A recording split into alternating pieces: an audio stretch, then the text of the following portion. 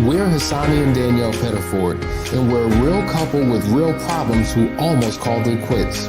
I was very frustrated. I became very disconnected, very jaded and cold.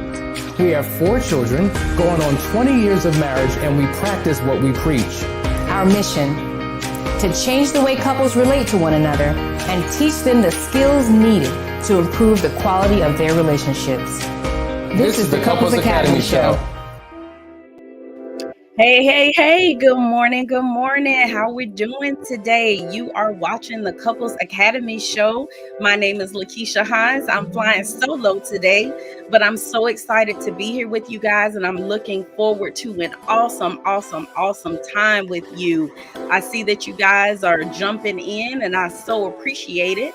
So while you're logging in, let's just go through a couple quick announcements that we have, and then we'll get this show started. So thank you guys again so much, and for those of you coming in, welcome.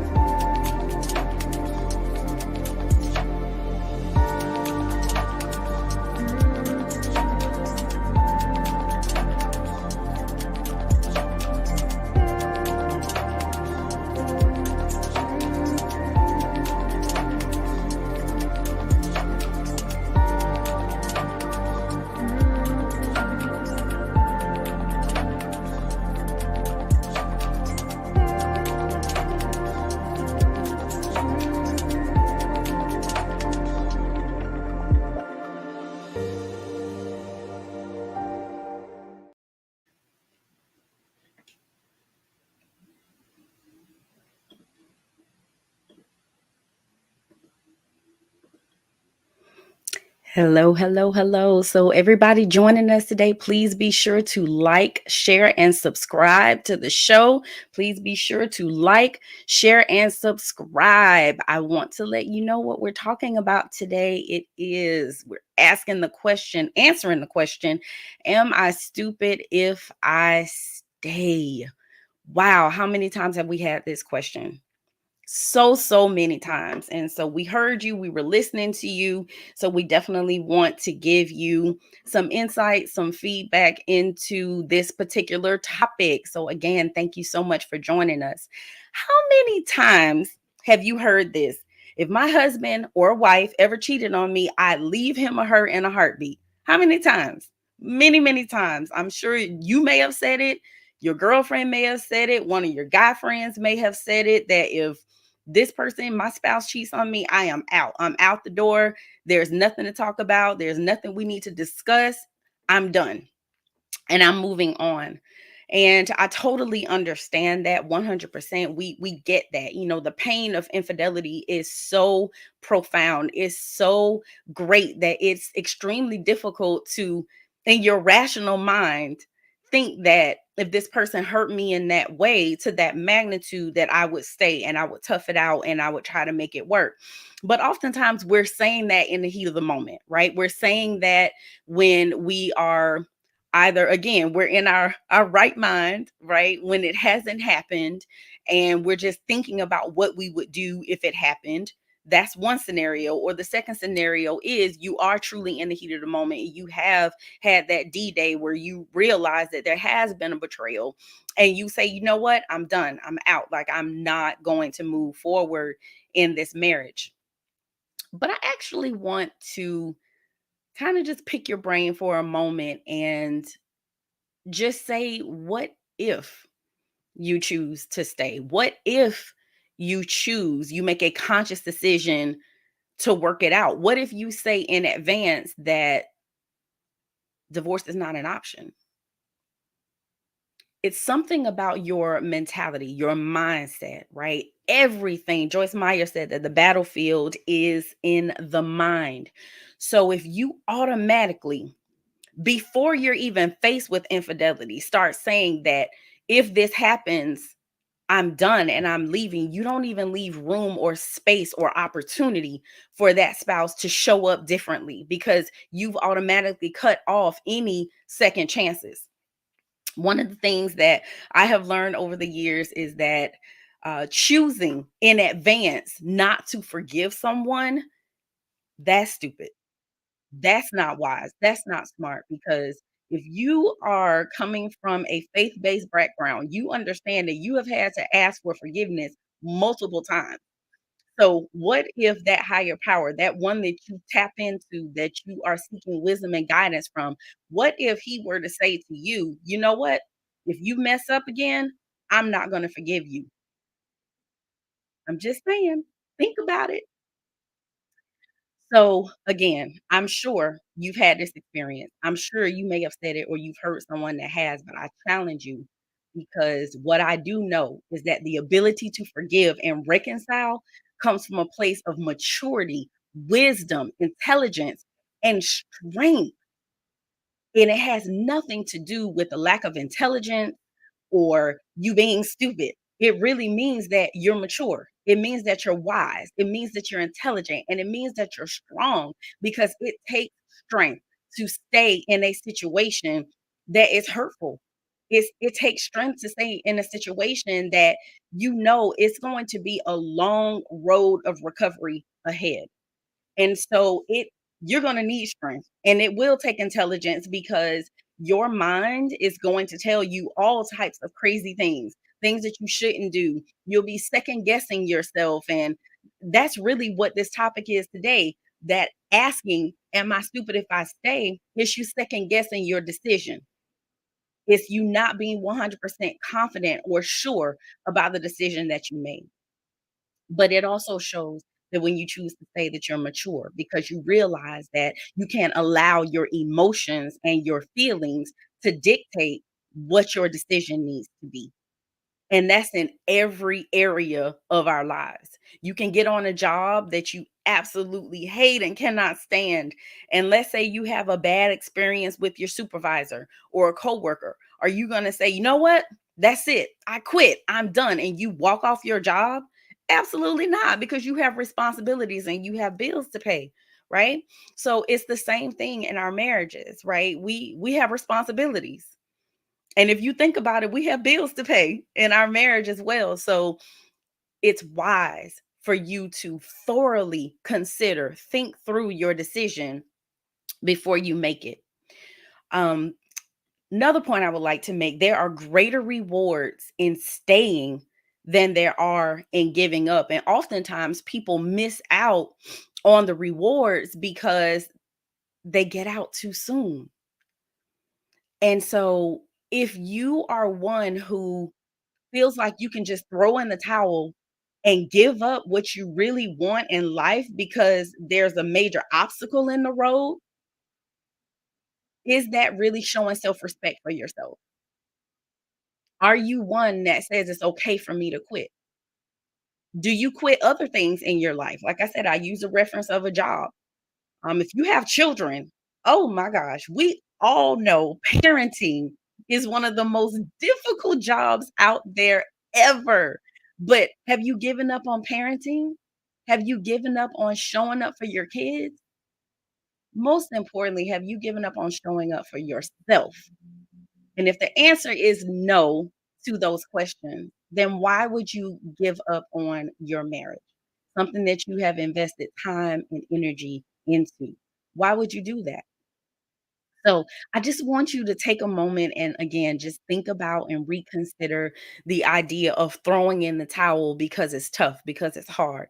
Like life is hard, life is tough, but you're still here every single day, putting one foot in front of the other and doing your best to make the best out of your situation, out of your experience, out of your life, and everything that you're dealing with. So we're going to take a quick break right now, and then we will be back.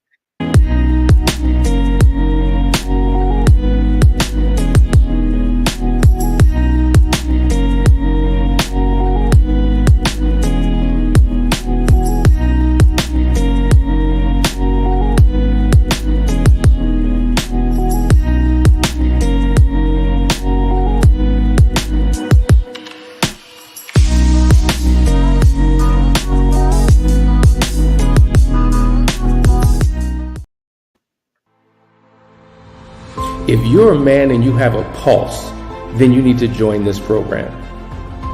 You're a husband, you're a father, you're a leader.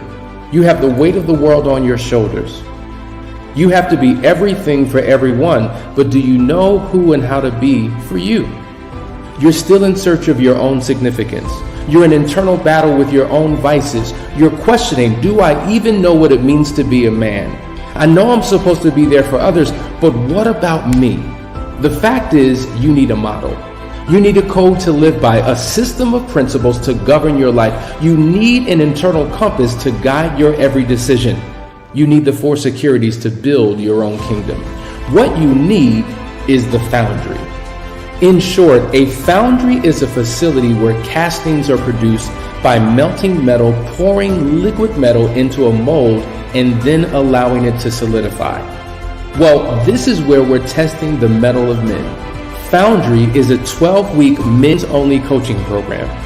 It is a brotherhood that will take each man through a purification process of the heart, mind, and soul. We here at Couples Academy promise you that if you give us 12 weeks of your life, you will no longer recognize it. If you care about the improving of your life, your marriage, and your family, register today.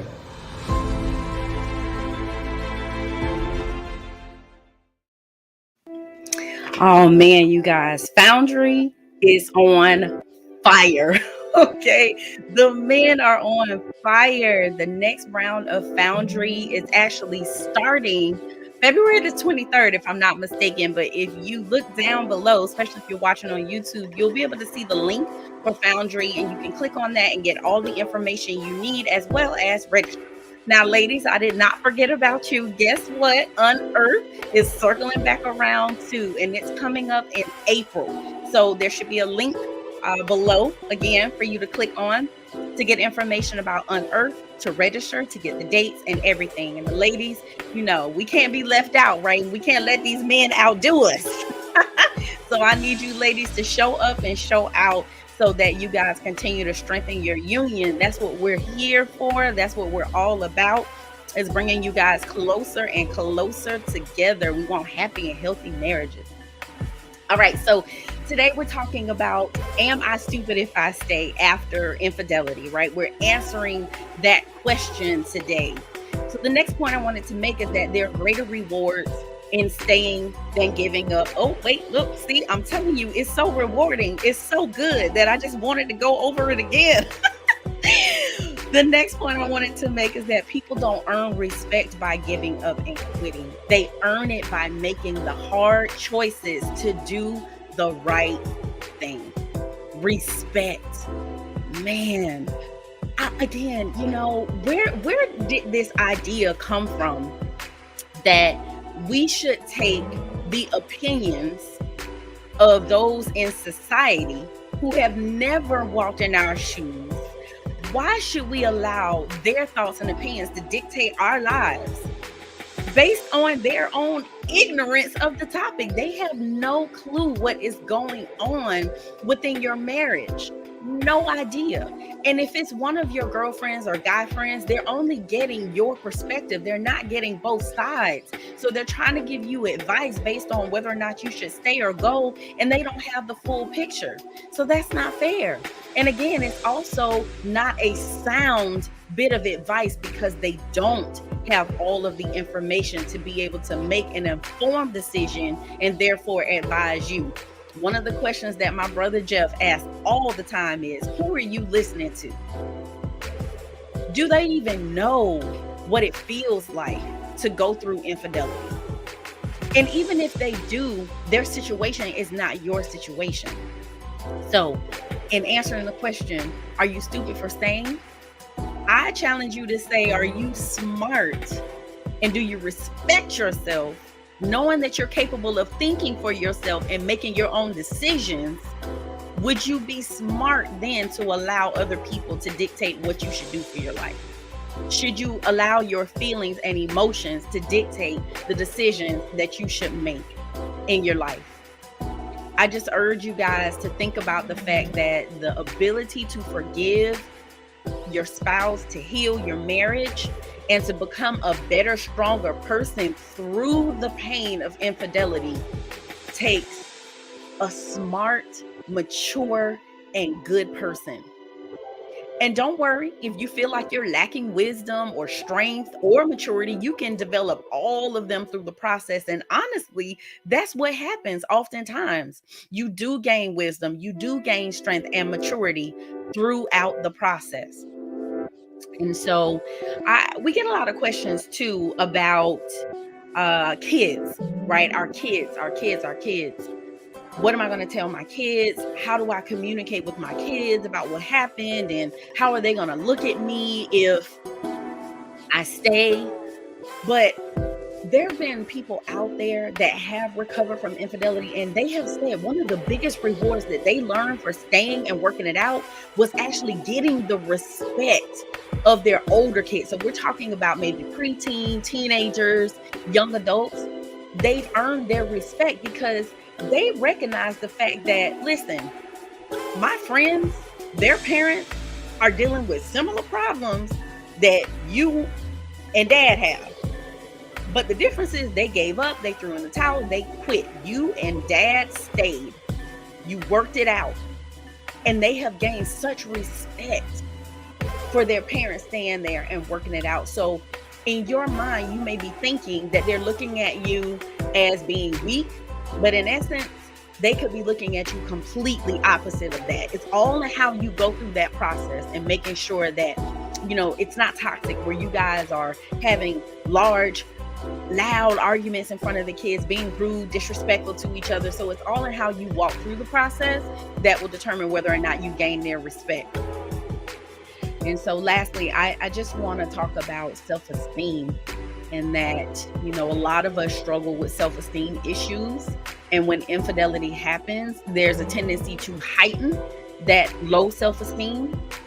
But again, I challenge you, how could your self-esteem be so low as to not be smart enough to stand up and fight for what you want? Is your self-esteem so low that you're not willing to grow into a better person and learn how to overcome obstacles and how to overcome that pain and how to learn how to build a better marriage? Is your self-esteem so low that you'll quit without first giving your marriage at least a chance when you really, really love your spouse?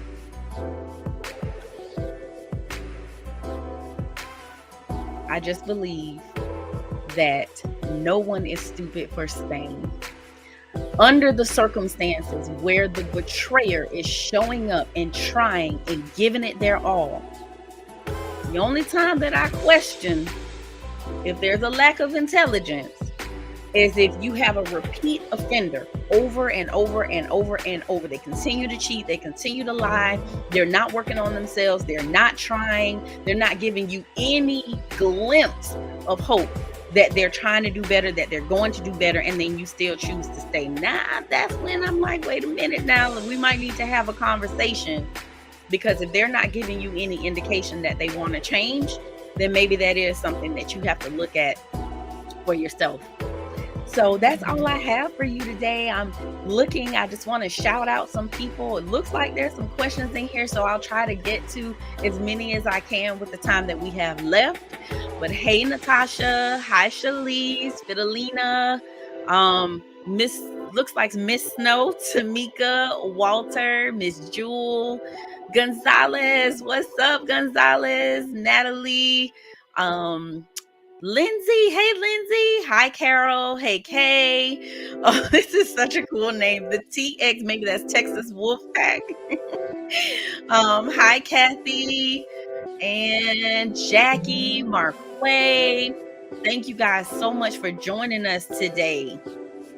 Carol, I need to come join you in Jamaica, sis. All right, let's see. Is staying equal? I think you're asking, is staying equal to forgiveness?